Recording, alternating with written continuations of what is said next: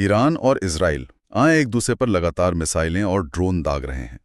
दुनिया भर के न्यूज़ चैनल अगर आप देखें तो वो इसे तीसरे विश्व युद्ध की शुरुआत बता रहे हैं। लेकिन अगर हम इन हमलों के पैटर्न को बहुत ध्यान से देखें ना, तो एक बेहद चौंकाने वाली बात सामने आती है। बिल्कुल। मतलब इन मिसाइलों का जो असली लक्ष्य है वो दुश्मन की सेना या उनके ठिकाने नहीं है, बल्कि इनका मुख्य लक्ष्य उनके अपने ही देश की जनता का दिमाग है। आज की इस डीप डाइव में हम इसी विरोधाभास को सुलझाने वाले हैं। सही कहा आपने। हमारे पास जो रिसर्च, आर्टिकल्स और जियोपॉलिटिकल रिपोर्ट्स हैं, उनके आधार पर हम ईरान, इजराइल और अमेरिका के बीच जो ये भारी तनाव चल रहा है, उसकी परतें खोलेंगे।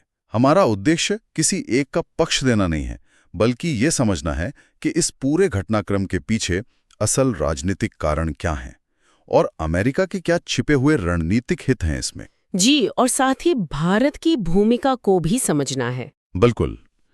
दुनिया के सबसे मुश्किल कूटनीतिक दौराहे पर खड़े भारत को खामोश रहना चाहिए या कोई सख्त बयान देना चाहिए। मैं तो इसे ऐसे देखता हूं कि ये पूरी स्थिति एक ऐसी शतरंज की बिसात की तरह है जहां मोहरे अंधेरे में चले जा रहे हैं और हर चाल के पीछे ना एक बहुत गहरा रहस्य छुपा है। बहुत ही सटीक तुलना है ये। देखिए, इस पूरी स्थिति को समझने के लिए ना हमें सबसे पहले युद्ध के उस पुराने और पारंपरिक चश्मे को उतारना होगा। वो चश्मा जिसमें हम सोचते हैं कि दो देश सिर्फ जमीन या किसी विचारधारा के लिए लड़ रहे हैं। आज के समय में युद्ध एक बहुत ही जटिल राजनीतिक उपकरण बन चुका है। मतलब जो सतह पर हमें मिसाइलों के धुएं के रूप में दिखता है ना, उसकी असली जड़ें असल में उन देशों की राजधानियों में चल रहे सत्ता के संघर्ष में होती हैं। ठीक है, तो चलिए इसे गहराई से समझते हैं। जो सामग्री हमारे पास है वो इस बात पर बहुत जोर देती है कि ये युद्ध कोई रातों रात लिया गया फैसला नहीं है। मतलब अगर हम इजराइल और ईरान दोनों के हालिया इतिहास को देखें तो दोनों ही देश अपने अपने भयानक आंतरिक संकटों से जूझ रहे थे। बिल्कुल जूझ रहे थे। तो क्या ये माना जाए कि जब घर के अंदर आग लगी हो तो पड़ोसियों से झगड़ा मोड़ लेना एक सोची समझी रणनीति का हिस्सा है? यहाँ जो बात सबसे हैरान करने वाली है वो ये है कि ये एक बहुत ही कड़वी कूटनीतिक सच्चाई है। अगर हम इजराइल की बात करें तो इस मौजूदा तनाव से ठीक पहले आपको याद होगा वहां की सड़कों पर लाखों लोग अपनी ही सरकार के खिलाफ प्रदर्शन कर रहे थे। हाँ, वो जो न्यायपालिका में बदलाव हो रहे थे। एकदम सही। न्यायपालिका में किए जा रहे बदलावों को लेकर देश बुरी तरह से बंटा था। वहां का जो सत्तारूढ़ गठबंधन था वो बहुत ही नाजुक स्थिति में था।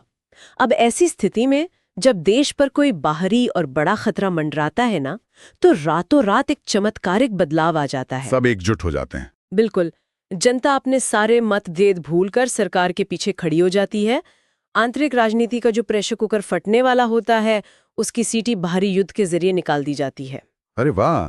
और अगर हम ईरान की तरफ देखें तो वहां भी हालात कुछ ऐसे ही नजर आते हैं। वहां की अर्थव्यवस्था पश्चिमी देशों के भारी प्रतिबंधों के कारण वैसे ही संघर्ष कर रही है। महंगाई चरम पर है। और कुछ समय पहले जो हिजाब विरोधी प्रदर्शन हुए थे, उन्होंने तो वहां के सत्ता प्रतिष्ठान को अंदर तक हिलाकर रख दिया था। तो क्या वहां के नेताओं के लिए भी ये बाहरी तनाव एक तरह से संजीवनी का काम कर रहा है? जी बिल्कुल। और इसी वजह से दोनों देशों के जो कदम है वो बहुत ही नपे तुले लगते हैं। ईरान को अपने नागरिकों को ये दिखाना है कि वो कमजोर नहीं है, और दूसरी तरफ इजराइल को अपनी जनता को ये विश्वास दिलाना है कि वो हर खतरे का मुंहतोड़ जवाब दे सकता है।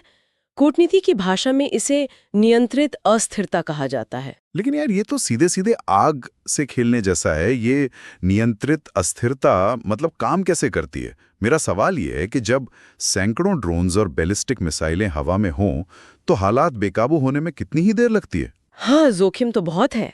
अगर एक भी मिसाइल किसी गलत जगह गिर गई, मान लीजिए किसी अस्पताल या स्कूल पर, तो ये तो रातों रात एक पूर्ण क्षेत्रीय युद्ध में बदल जाएगा, जिससे दोनों ही देशों की सत्ता उखड़ सकती है। और यही वो बिंदु है जो इस पूरे घटनाक्रम को सबसे दिलचस्प बनाता है। देखिए, जब ईरान ने इजराइल पर जवाबी हमला किया था तो उन ड्रोन्स को इजराइल तक पहुंचने में कई घंटे लगने वाले थे। सही बात है। ये कोई अचानक किया गया सरप्राइज अटैक नहीं था। उन्होंने दुनिया को और परोक्ष रूप से कहें तो इजराइल और अमेरिका को भी तैयारी करने का पूरा समय दिया था। ये एक तरह का टेलीग्राफ्ड अटैक था। मतलब पहले से बताकर मारना। हाँ, संदेश सीधा सा था कि हम हमला कर रहे हैं ताकि हमारी जनता देखे कि हमने बदला लिया है, लेकिन हम इतना बड़ा नुकसान भी नहीं करना चाहते कि हमें एक विनाशकारी युद्ध लड़ना पड़े। ये तो बहुत ही अजीब स्थिति है। इसका मतलब है कि हमले किए जा रहे हैं, लेकिन इसी उम्मीद के साथ कि सामने वाला उन्हें हवा में ही नष्ट कर दे। बिल्कुल। ये पूरी कवायद सिर्फ टीवी स्क्रीन्स और घरेलू राजनीति के लिए एक नैरेटिव सेट करने की है। और यही कारण है कि कोई भी पक्ष पीछे हटने को तैयार नहीं दिखता। दोनों को बस अपनी जनता के सामने मजबूत दिखना है। अब यहाँ बात सच में बहुत दिलचस्प हो जाती है, क्योंकि अगर ये सिर्फ ईरान और इजराइल के बीच का नैरेटिव होता तो शायद बात वहीं खत्म हो जाती।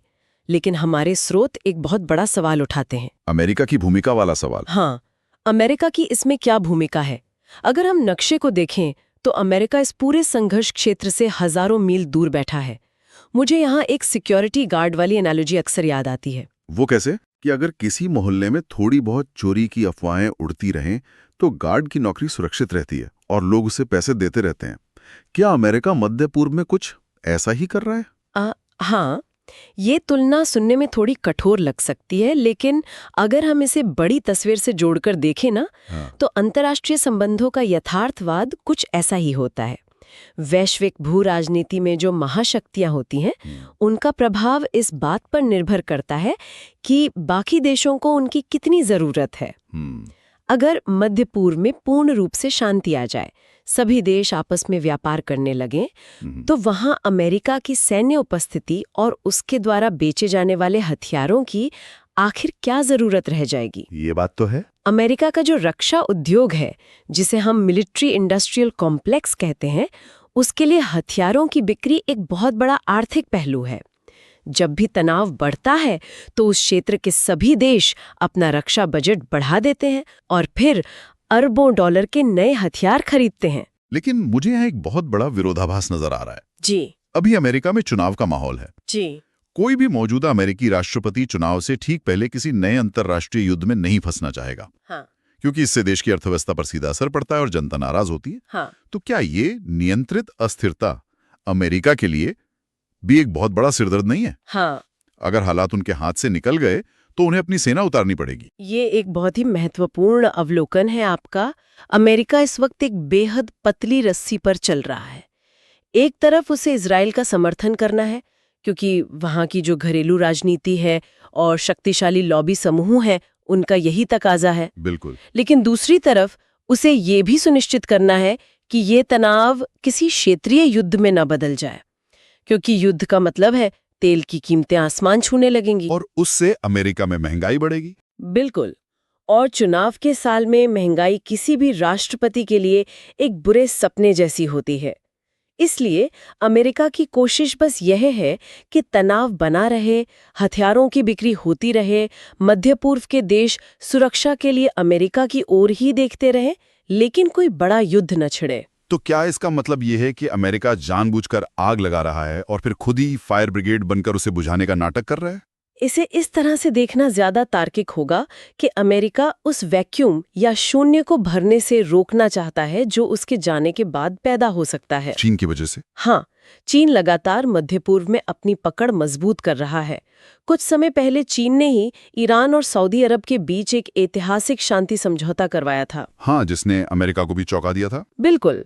अमेरिका जानता है कि अगर वो मध्य पूर्व की सुरक्षा व्यवस्था से थोड़ा भी पीछे हटता है तो चीन या रूस तुरंत उस जगह को हथिया लेंगे। इसलिए ये जो तनाव है, ये अमेरिका को वहां एक अनिवार्य खिलाड़ी बनाए रखने का काम करता है। तो इस सब का आखिर मतलब क्या है? अगर अमेरिका और चीन वहां अपनी रणनीतिक बिसात बिछा रहे हैं तो स्वाभाविक रूप से ये सवाल उठता है कि भारत इस पूरे परिदृश्य में कहाँ खड़ा है। चलिए सामग्री के सबसे नाजुक हिस्से की ओर बढ़ते हैं, भारत की दुविधा। अक्सर कहा जाता है कि जब दो पक्ष लड़ रहे हों तो खामोश रहना सबसे सुरक्षित विकल्प होता है। ये स्थिति एक भारी तूफान के बीच बिना किसी सुरक्षा जाल के रस्सी पर चलने जैसी है। लेकिन क्या वैश्विक स्तर पर यह खामोशी काम करती है? अगर दो पक्ष लड़ रहे हैं और तीसरा अपना लाभ निकाल रहा है, तो क्या भारत के लिए कुछ बोलना खुद को आग में झोंकने जैसा होगा? इससे एक बहुत ही महत्वपूर्ण सवाल खड़ा होता है, और भारत की स्थिति दुनिया के शायद किसी भी अन्य देश से ज्यादा जटिल है। भारत के लिए ये सिर्फ कूटनीतिक बयानबाजी का मामला बिल्कुल नहीं है, ये उसके प्रत्यक्ष राष्ट्रीय हितों का सवाल है। दोनों तरफ भारत के इतने भारी दांव लगे हुए हैं कि किसी एक का पक्ष लेना अपने ही पैरों पर कुल्हाड़ी मारने जैसा होगा। दांव सच में बहुत ऊंचे हैं। मतलब एक तरफ इजराइल है, जिसके साथ भारत के संबंध पिछले कुछ दशकों में अभूतपूर्व स्तर पर पहुंचे हैं। जी। चाहे वो रक्षा तकनीक की बात हो, ड्रोन्स हो, बॉर्डर सिक्योरिटी सिस्टम हो या फिर कृषि के क्षेत्र में सहयोग हो। और वहीं दूसरी तरफ ईरान है, जो भारत के लिए सिर्फ एक देश नहीं है, बल्कि मध्य एशिया और यूरोप तक पहुंचने का एक बहुत बड़ा रणनीतिक दरवाजा है। वो चाबहार पोर्ट वाला प्रोजेक्ट। बिल्कुल। भारत ने ईरान में चाबहार बंदरगाह को विकसित करने में भारी निवेश किया हुआ है। इसका मुख्य उद्देश्य ही पाकिस्तान को दरकिनार करते हुए अफगानिस्तान और मध्य एशिया तक पहुंच बनाना है। और साथ ही ये चीन द्वारा पाकिस्तान में जो ग्वादर बंदरगाह बनाया जा रहा है, उसका रणनीतिक जवाब भी है। इसके अलावा एक और बात है, भारत अपनी ऊर्जा जरूरतों का एक बहुत बड़ा हिस्सा मध्य पूर्व से आयात करता है। तो अगर भारत इजराइल के समर्थन में कोई कड़ा बयान दे देता है, तो ईरान चाबहार प्रोजेक्ट पर रोक लगा सकता है और अरब देशों के साथ भारत के जो इतने अच्छे रिश्ते बने हैं, वो खटास में पड़ सकते हैं। सही कहा। और अगर भारत ईरान के पक्ष में खड़ा होता है, तो इजराइल से जो रक्षा तकनीक आ रही है, वो रुक सकती है और अमेरिका, जो आज भारत का सबसे बड़ा रणनीतिक साझेदार है, वो भी नाराज हो सकता है। ये तो दोनों तरफ से फंसने वाली बात हो गई। और इसमें एक और बहुत बड़ा आर्थिक पहलू है, जो अक्सर इन भू राजनीतिक बहसों में छिप जाता है। आपको पता होगा कि मध्य पूर्व के देशों में लगभग 80 से 90 लाख भारतीय काम करते हैं। हाँ, जो वहां से पैसे भेजते हैं। जी। वे हर साल अरबों डॉलर्स की रेमिटेंस विदेशी मुद्रा के रूप में भारत भेजते हैं, जो हमारी अर्थव्यवस्था की रीढ़ का एक बहुत महत्वपूर्ण हिस्सा है। युद्ध की स्थिति में इन लाखों भारतीयों की सुरक्षा भारत सरकार की सबसे बड़ी प्राथमिकताओं में से एक बन जाती है। बिल्कुल। कोई भी ऐसा बयान जो इनमें से किसी भी देश को नाराज करे, वो सीधे तौर पर हमारे लोगों की जान और भारत की अर्थव्यवस्था को खतरे में डाल सकता है। लेकिन एक बात बताइए, क्या ये खामोशी भारत को वैश्विक स्तर पर कमजोर नहीं दिखाती? मतलब जब हम बात करते हैं कि भारत एक उभरती हुई वैश्विक महाशक्ति है, ग्लोबल साउथ की आवाज है, तो क्या दुनिया ये उम्मीद नहीं करती कि इतने बड़े संकट के समय भारत सही और गलत के बीच कोई स्पष्ट स्टैंड ले?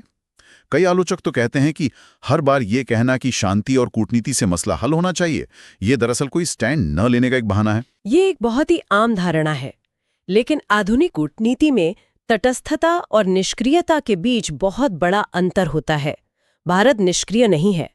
भारत जिस कूटनीति का पालन कर रहा है, उसे रणनीतिक स्वायत्तता या मल्टी अलाइनमेंट कहा जाता है। अच्छा। इसका सीधा सा मतलब है कि भारत मुद्दों के आधार पर फैसले लेगा, ना कि किसी गुट के दबाव में आकर।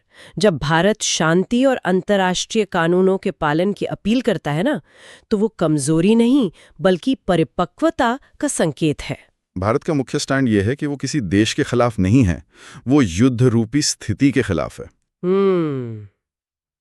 और इसे अगर हम आर्थिक नजरिए से भी देखें, तो भारत का सबसे बड़ा डर शायद युद्ध से ज्यादा उसके आर्थिक परिणाम हैं, क्योंकि अगर ये तनाव बढ़ता है और हॉर्मुज़ जल डमरू मध्य, जहां से दुनिया का भारी मात्रा में तेल गुजरता है, वहां कोई भी रुकावट आती है, तो कच्चे तेल के दाम तो आसमान छूने लगेंगे।